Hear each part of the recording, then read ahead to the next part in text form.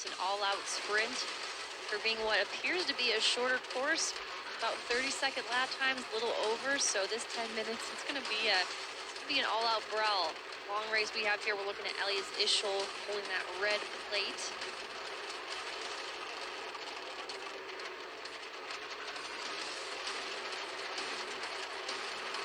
All right, we are just about ready. Here comes your Amsoil Pro Final. 18 sleds charge their way up into the skidoo turn. Let's see who can grab the stud boy hole shot. And as they work their way down the straightaway, we've got contact between the leaders, and it's the Arctic Cat that jumps out in front for Jacob Yerk. And we saw contact there. Jake Yerk forces him wide, able to come away with the stud boy hole shot, but closely contested. We have a rider taking the inside line.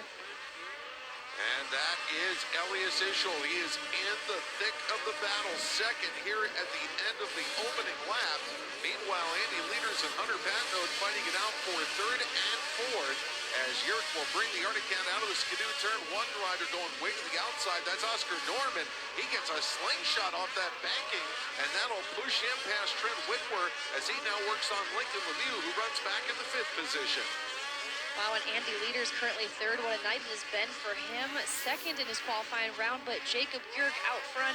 He says he is not a fan of these conditions, but yet again, this is exactly where he found his lone win so far this season. Deadwood, South Dakota. Very similar track conditions, of course, very different track, but he's going to hold off the likes of your reigning champion, Elias Ischel. And Ischel falling a few sled lengths back to maybe regroup here, decide where he wants to go on the attack. And he winds up just bashing his way across that Dennis Kirk rhythm section. Patnode still in third, and here comes Oscar Norm now to the inside of Andy Leaders. Lemieux going to the outside of Andy as they charge through the Arctic Cat rhythm section. So Norm doing some work here in the early going, trying to advance a couple of positions here. Wow, impressive for Oscar Norm, who was so wide there on the start. He's had to make up ground here, and he seems to be doing so with only about 2 minutes into this thing. So let's just see if Oscar Norm can keep up this momentum. 2 minutes a lap so far in this Amsoil Pro Final, so Norm on the charge. Also trying to charge up through the field, it's Francis Pelletier, who is up to 6 from the back row. And here comes Oscar now trying to make a run on the inside as they'll head for that Fox Shocks, or excuse me, out of the Polaris turn. And he is neck and neck with Patnode, race for the third spot. And on the inside, Norm may be able to get ahead of Patnode for third. Patnode will cross him up, come to the inside, make some contact, but Norm rides away. He's got the number 3 spot. Norm able to throttle through it. Norm not so happy with his last few rounds in Sioux Falls, South Dakota, but he said in a situation like that, you just got to be happy with the small gains, and that's what he did. It's a mental game, especially at this point in the season. You got to take what you can get when you can get it, and just keep your mind focused. Lap by lap, race by race. So Oscar Norm, no stranger to the podium this year. Let's see if he can hold on for another one. We have 7 minutes plus 2 laps to go. And he's got about 2 seconds to make up the catch this rider. You're defending Amsoil Pro point champion Elias Ischel, and Ischel is about 2.2 seconds back behind your race leader, Jacob Yerk. Then we have the Sharing Speed Sport teammates, Lemieux and Patnode, riding in spots 4 and 5. And now the battle that we saw last year in Pro Light about to resume here in Amsoil Pro between Patnode and Francis Pelletier in a race for the 5th position. Let's see if they're able to ignite any of those 2020 rivalry feelings here. But good racing we always see from these two nonetheless. But it's been Lincoln Lemieux, who is up there in the mix as well, says he's looking to turn some tough luck around. And Hunter Patnode just focused on this one. It looks like he's going to make a crossover move onto the inside, going ski-to-ski with Francis Pelletier. Yeah, I think Hunter Patnode knew that move was coming. Oh, there's a bump in midair. That could have been a really scary moment. And Pelletier will be able to shoot away here over the U.S. Air Force Flyway. So that will move Pelletier up into the top 5. 6 minutes to go. And here's a battle for the lead. And Elias Ischel tries to carve the outside. Yerk will hold him off through the skidoo turn. Ischel now trying to launch up alongside Yerk through the FXR straight. Yerk on the outside into some of those heavy, deep holes. Ischel almost sketches out at the end of the straightaway, but he's got the race lead. These riders having to absolutely wrestle these sleds around. As you look what these sleds are doing coming off the jumps, it's pitching these sleds side to side. You really gotta put all that you have to keep this sled under you. That's what we're seeing Elias Ischel doing, and it's coming down to line choice. That's what we saw there.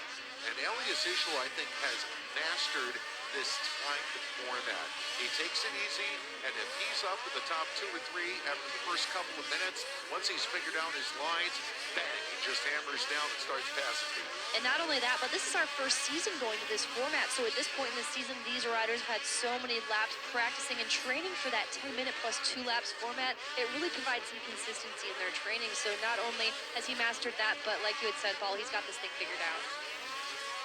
So Ischel now opens up about a 1-second lead on Jacob Yerk, and Yerk will be under threat shortly from Oscar Norm as Norm sees up ahead the second-place running Arctic Cat sled. So they're going to battle, and there's trouble for Kyle Pauline, who had a crash in the end of the FXR straight, and it looks like he's pulling that sled off the outside edge of the track. And we see not a huge margin between 1 and 3. We see Oscar Norm just over 3 seconds behind Elias Ischel. So pretty close here amongst our top 3, but it is Elias, Jacob Yerk, and Oscar Norm your top 3. Closing in on 4 minutes to go before we get that 2 to go signal. And it looks like trouble for another sled. That's Cody Cam having an issue where the yellow flag is out in that section of the track. He fires up and will be clear for the moment.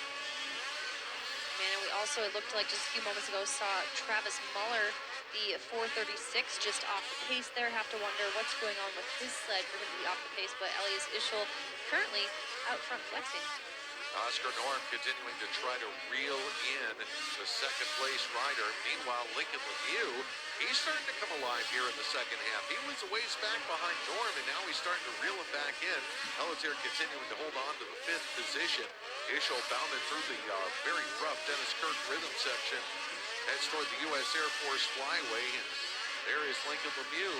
1 spot away from a podium. He got passed by Oscar Norm earlier, and now he's trying to reel him back in here as he heads over the U.S. Air Force Flyaway.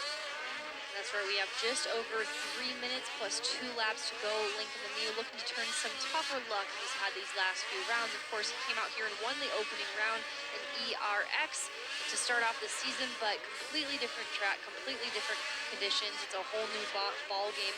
Might as well just be a different venue because there's so many different challenges thrown at them for these rounds. And that sled that's in front of them is not, whoa, we've got another sled in trouble there on the track. You saw the yellow flag out there once again as another rider having trouble negotiating that Dennis Kirk rhythm section. Here comes your race leader, Ischel, across the line, about 2:35 left to run. And Jacob Yerk is not letting Ischel get away. No, he really is not. And we have a few riders off camera here, but riders who have had issues, be it contact or mechanicals, Cody Cam, Travis Muller, Kyle Pauline, Andy Leaders, Trent Whitwer, and Emil Harrell off the pace. We have a red flag conditions. You see Elias Ischel. He is raising his hand as to signal other racers. Look out. Yeah, so obviously an issue with the rider down there in the end of the FXR straight. So the red flag comes out. And that means we will have to restack the field for a restart. So Elias Ischel holds on to the lead. Will he be able to keep it on a restart? We'll find out when we come back with more Amsoil Championship Snowcross powered by Ram Trucks.